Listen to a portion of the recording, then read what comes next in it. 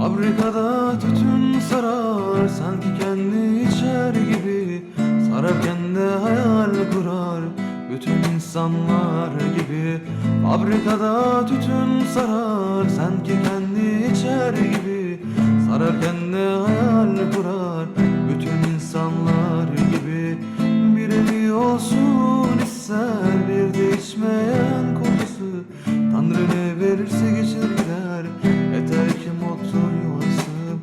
Bir evi olsun ister, bir de içmeyen kocası.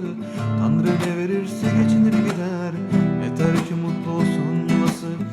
Dışarıda bir yağmur başlar, yüreğimde derin sızı.